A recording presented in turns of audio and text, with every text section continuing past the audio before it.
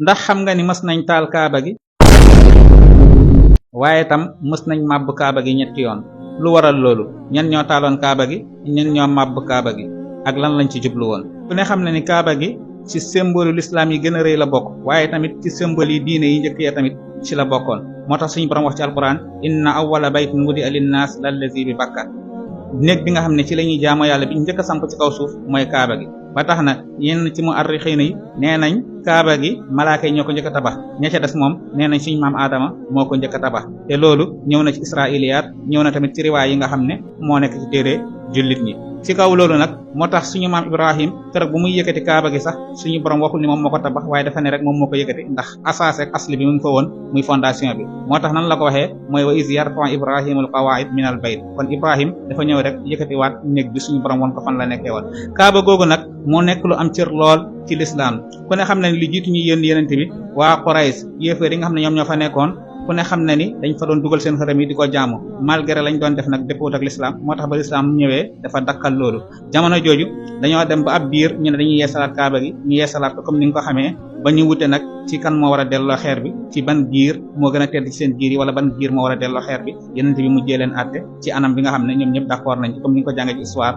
mooy keroog ba yenente bi la lee mbalaan ñu daal di ciy teg xeer bi giir bu nekk jàpp benn taraf benn cat ci mbalaan mi ñu daal di delloo xajarul aswad fam nekkoon ginnaaw loolu ci atum juróom benn fukk ak ñeent maanaam 64 ci gàddaay gi ci xilaafa Yazid ibn Muawiya ci waqatul Harra mooy xew-xew boobu nga xam ne amoon na ca Medina ñu rey fa ñu bëri naan fa sàngara tuur fa deret ñu bëri di ay njumte yoo xam ne mu ngi amee ci xilaafa Yazid ibn Muawiya ginnaaw nag ba mu jógee ca Medina dafa wutali ca Makka ngir reylu ji kii nga xam ne mooy Abdullah ibn Zubayr defoon nañ vidéo ci moom leeral ci lu bëree bëri jaysh boobu nag maanaam armée boobu ki ko jiite woon mooy Hussein wala nga ne Hussein ibn Numayr ak ñeneen loolu tamit jotoon nañ ko leeral ñoom nag bañ demee ca Makka dafa am ñi nga xam ne ñu àndoon ak Abdullah ibn Zubayr ñu dawoon làkkatu ci kaaba gi ak li ko wër loolu nag moo sabab ñoom armée boobu dafa am ñañu àndaloon ñoo xam ne ay nit ñu ñuul lañ bàyyeekoo ca xabasa ñooñu nag ñoo yoroon ay jumi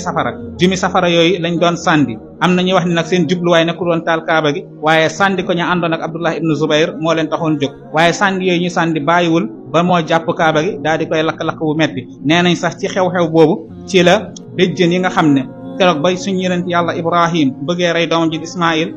xar mi nga xam ne moom la ko yàlla wutalee ci xew-xew boobu ci la béjjënu xar moomu nax saaye kenn gisaatu ko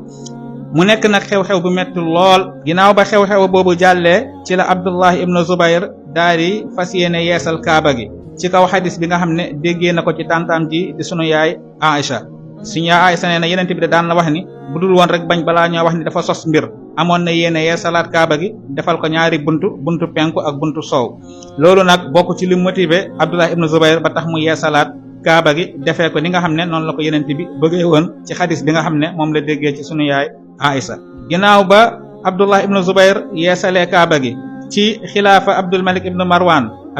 Marwan nag dafa yebaloon ay soldaar ngir ñu rey ji kii nga xam ne mooy Abdullah ibn Zubayr ci njiitalub Hajjaj ibn Yusuf as-Saqafi comme niñ ko leeralee woon Hajjaj ibn Yusuf as-Saqafi nag ginnaaw ba mu reyee kii nga xam ne mooy Abdullah ibn Zubayr moom nag dafa daa di yeesalaat kaaba gi moom it toj ko defaraat ko daa di fatt benn bunt bi nga xam ne moom la ci Abdullah ibn Zubayr yokkoon lii nag nekk loo xam ne mooy ñetteelu yoon ñii daaneel kaaba gi di ko defaraat moom Hajjaaj nag ginnaaw ba mu defee lii dañ koo xabaar ni yenente bi da waxoon na benn hadis boo xam ne looloo taxoon Abdullah ibn Zubayr defaree kaaba gi nam ko defaree woon mu ne kon de aka moo neexoon ma bañ koo toj ci yenn riwaayaat yi kon moom daanaka toj gi nee nañ toj na ko waaye mujjee na ko rëccu waaye nag noonu lañ mujjee bàyyi kaaba gi moom nag defar bi mu ko defaraat dafa yokku guddaayu kaaba gi maanaam hauteur bi am na lu mu ci yokku ginnaaw Abdul Malik ibn Marwan ak Hajjaaj ibn Yusuf as-Saqafi ba dawla Umayya jeexee ba dawla Abbasiya duggee lu ci mel ni ñoom Ma'mun ñoom nag amoon nañ yéene ñoom it yeesalaat kaaba gi waaye nag ki leen ko tere mooy imam Malik radiyallahu anhu